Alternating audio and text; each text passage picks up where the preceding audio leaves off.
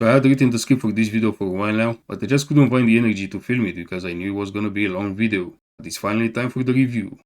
And you know how this goes. Usually, I start those things the same way I flirt with your mom. I start with the positive first. So let's get into the glazing. Number 1. So usually, the more you play a game, the easier it is to forget how good the graphics and the music is. But whenever I take a break and then I come back into PoE 2 for a new league, I am reminded of that every single time. The only complaint would be Delirium that, in my opinion, makes the game look much worse. Number 2. I was pleasantly surprised by the complexity of the game. I'm not in my 20s anymore, so whenever I started PoE 2, I wasn't exactly looking for a complex game. Many of you probably agree with me that whenever you turn 30, life just has other priorities for you.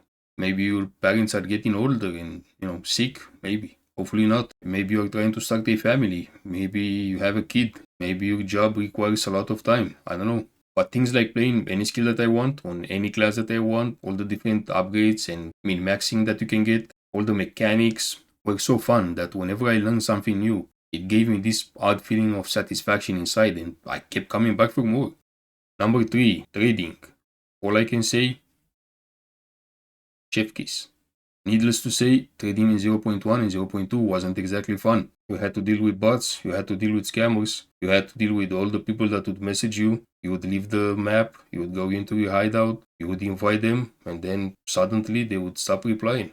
I even had 2 people that, quote unquote, wished me to die with my item, just because I didn't want to give them a 50% discount on the item. I spend a lot of time making sure that my items are correctly priced, just so one day I get a DM that says, bro, 25 div for the 50 div breach ring. And luckily, most of that stopped happening in 0.3. Number 4. Crafting. I haven't crafted at all in 0.1 or 0.2, and I remember I was watching Belton craft in 0.2. He was making all those hundreds of divines crafting, and it just didn't seem interesting to me. But that changed in 0.3. It was so fun learning all those new formulas. Number 5. I adore what they did with the overall speed of the game. I remember I was pretty fast in 0.1 because I was playing Gemling Stat Stacker, but I was much slower in 0.2. But now in 0.3 the game feels so smooth once you start reaching that 100% movement speed.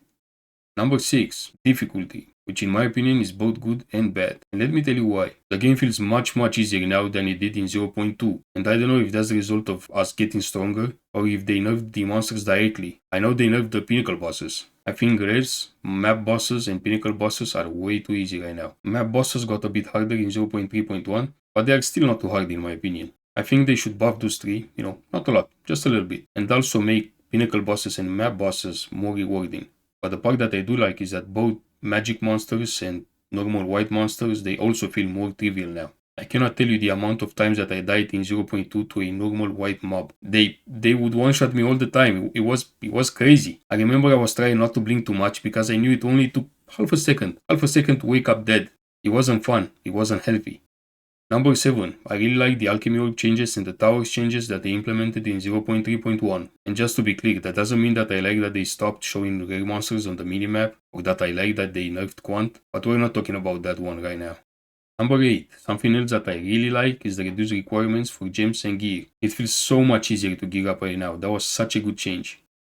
And lastly, number 9. I like that I found more unique maps and moments of Zen in 0.3. And hopefully, starting with 0.3.1, we will also find more citadels. And now that we are done with the glazing, it's time to bring some constructive critique to the table. Number 1. Shorter Act 2, 3 and 4. Keep in mind that this is just my opinion. I think Act 2 is relatively okay, but Act 3 and 4, they are longer than my nose. I would love to test that Temporalis Blood Mage build that's so popular right now, but no way I'm gonna go through the campaign again. Number 2. Performance issues. Performance has been improving a lot lately, especially in 0.3.1. But from time to time, whenever you mix Delirium with Abyss with a shrine nearby, oh baby, my character just breakdances. Number 3. Dropped gear feels worthless right now most of the time. You would much rather have plain white bases because you can use them in crafting. Especially in week 1 and week 2 when the value of the exalts was much higher. You almost never wanted to pick up a random dropped item and just slam it. Number 4. 99% of the uniques feel very weak right now, and that's because crafted gear is too strong. I think it's funny that uniques were in a much better place in 0.1 than they were in 0.2 or 0.3. Number 5. Some monsters felt very overtuned in the campaign. One example is the Eternal Knight, and if you haven't had problems with them so far, consider yourself lucky. Is that monster that has a giant shield in front and they keep walking towards you, and meanwhile they keep shooting some green missiles non-stop. Let me tell you, I found a rare one in the campaign in Act 1, and that monster was a nightmare. That monster was, it was the blue eyes dragon, and I wasn't Yugi. I was Joey at best. It killed me like 5 times. Number 6, the game needs more quality of life, and I included a list here. Like for example, the option to order your inventory, the option to search in your inventory, a bigger inventory, and I wouldn't even mind paying for extra inventory slots as long as the prices are decent. Some sort of better in-game system that would show you where to get all the permanent stats that you get during the campaign, and if you are missing some, where to get the rest. Some sort of in-game system that would show you all the information that you need about crafting. Some sort of in-game system that would show you where to get some of the uniques, like for example where to get Rakiada's Flow. More clarity for some of the omens. It has already been fixed in 0.3.1. Rex has made an amazing video about that. More clarity for your headhunter. Now that the number of rays that you can have in a map has increased, sometimes I have like 20 different visual effects on me, and I'm just really confused which one belongs to who. Is that the enemy? Is that mine? Is that gonna kill me? Stuff like that. I don't really know how they can fix that. Maybe make them a different color. Maybe implement a button that can switch them off. I have no idea, but I have hope that GGG will find a better solution. And lastly, shorter animations. Lately, I have stopped going into the abyssal depths just because of the long animation. Like you jump in, you get up, you get on the Roa, and I know maybe I sound petty because that's not a big problem. But when you do that 300 times, 400 times, 500 times, it starts being annoying. I took a small break, but now I'm back and ready to go. Number 7. I already talked about it, but I don't think that pinnacle bosses and map bosses are rewarding enough. In fact, oftentimes, they feel less rewarding than rakes.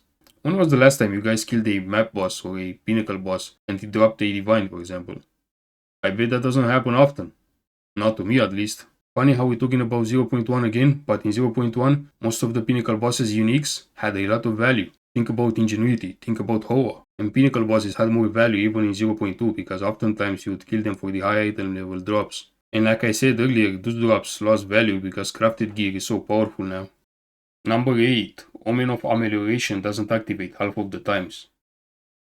Okay, maybe half of the times is a bit too much, but 30% of the times for sure. Usually after level 95 I keep one in my inventory at all times, and sometimes it just doesn't want to activate. Just like that. Nope.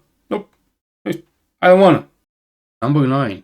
Many balance issues. Not only between ascensions, but also between skills and stats. In 0.3, for example, there are some things that feel extremely overtuned. Like for example, Omen of Homogenizing Exaltation, the raw amount, Deadies in general, Lightning Rods, while some others feel like a wet fart. Dreamcore just made a video about gem levels in 0.3. You should give it a watch. I feel like it's important to say balance will never be perfect, and it doesn't need to be. Even games like Valorant isn't perfectly balanced, and Valorant is an esports PvP game. Balance is very important for Valorant. Meanwhile, Path of Exile, which is a PvE game, it doesn't need perfect balance, but it needs to be much better. Number 10. Researcher Stormboxes are so rare compared to 0.2, and that's sad for me because I love those. Number 11. Drops are sometimes questionable. What do I mean by that? Let me explain. So the other day I was in a level 81 map. I killed the map boss, and guess what it dropped? A twin bow. A twin bow. Why would I ever want a twin bow when there is literally Gemini bow, which is quite literally the bigger brother of twin bow? I don't know. I have no idea. Number 12. Most of the runes are basically useless. I don't know if they need to buff them. I don't know if they need to rework them completely. But yeah, it's not my problem. I am sure GGG can come with a better solution. Number 13. Simulacrum still feels a bit harder than other pinnacle bosses fights. Number 13. Simulacrum still feels a bit harder than other Number 13. Simulacrum.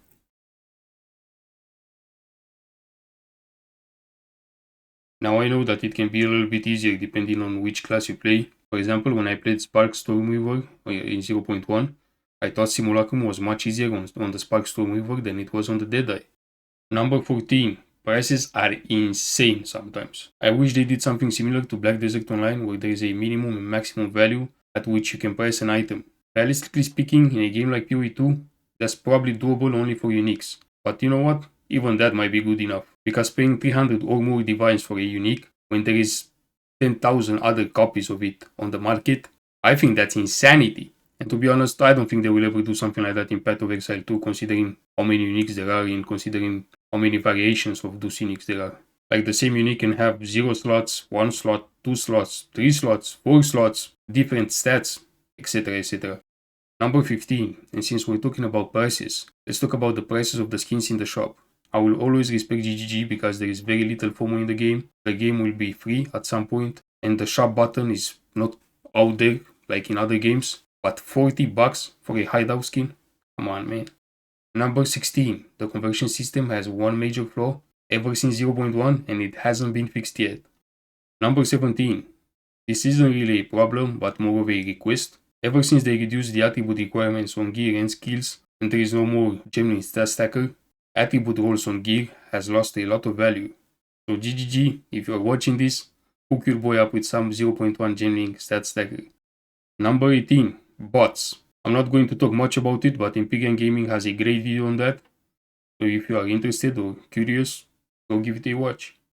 Number 19, some maps are just terrible. Like for example, the one with the sun in the middle. I don't know the name exactly, but it's probably something like Sun Temple. I might be wrong though. That map is just so bad. It's just why? Why do you do that? Number 20, I don't like monsters with animations that make them invulnerable. Like for example, the Naga slash serpent looking monsters in the abyssal depths, or the Robocop looking golem in the assembly. You know, the ones that are stuck to the walls, and when you are close to them, they start having a seizure, like. And it doesn't matter if you attack them in that 1 second, it just doesn't do damage. Number 21. This is not a big problem, but I am just not a big fan of the corruption mechanic. Let me explain why. I have died 2 or 3 times in 0.3 just because the demon looking corrupted monsters spawned all around me, basically like a fence, and I couldn't move, I couldn't do anything. I was stuck in the middle like a helpless sheep, and they attacked my Roa, they threw me off the Roa, and I died. Number 22, doors. Now this is not a big problem either, but it's just so annoying. Like, I don't know, maybe you are 18 years old, you have American eagle eyes, you can spot a door 2 miles away, but I can't do that. Especially if it's a Delirium map with abyssal pits nearby, with a shrine nearby. I don't know, I just can't click the door. And since we are already talking about Delirium, number 23, the Delirium fog. GGG, let me ask you, when will we be able to turn off the Delirium fog? PoE2 is such a gorgeous game, and the fog not only feels like it affects performance, but it also makes the game uglier. It's been a pretty long video. If you made it so far, thank you for watching. I know I sounded a bit harsh, but it's important to know I have 1,500 hours in the game. I know I sounded like I'm hating on the game, but believe me, I am a believer in the vision, and I want the game to succeed. That's about it. See you next time. Kisses.